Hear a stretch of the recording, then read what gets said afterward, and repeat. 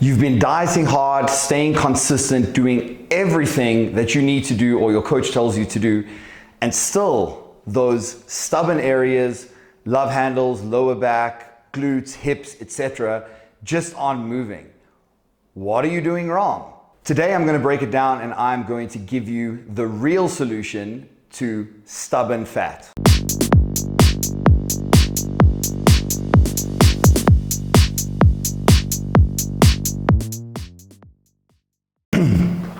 First of all, let's clear something up. Stubborn fat isn't magical. It responds to exactly the same thing as every other area in your body. A caloric deficit and consistency over time. But here's the catch. The areas that you struggle to lose from as an individual have less of the receptors that make you responsive to fat loss. They have more receptors which inhibit fat loss. The translation here is that the strategy doesn't change. These areas just need longer in order to respond to the caloric deficit. This is not because your approach or your strategy is wrong.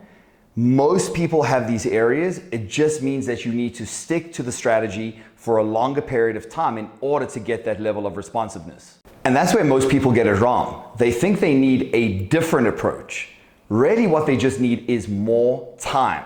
This is why you can see contest prep athletes often dieting for months, even when they look 98% of the way there, because they need the extra time in order to bring down those hard to respond areas. And this is where patience is key. Patience is a virtue, because if you get too aggressive or give up too soon, you're never going to give your body the opportunity to get off those last remaining pounds.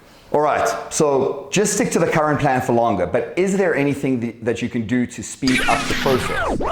Potentially, yes.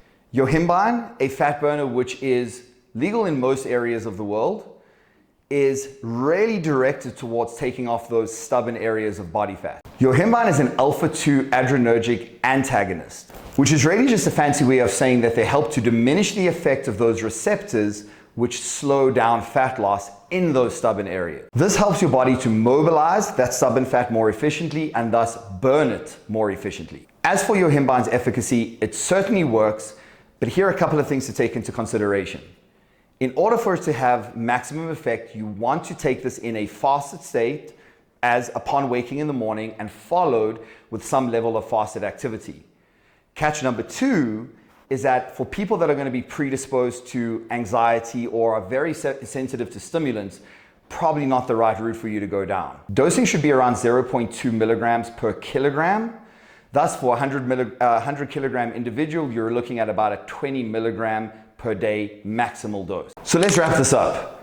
The reason why you're not losing those lost areas of stubborn body fat is not because you're doing anything wrong or because you need a magic bullet, but simply because you need to be more consistent and give it more time.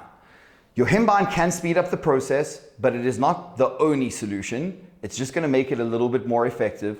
At the end of the day, as long as you have an effective plan and you have a coach that you can trust, believe in the process and see it out until the end.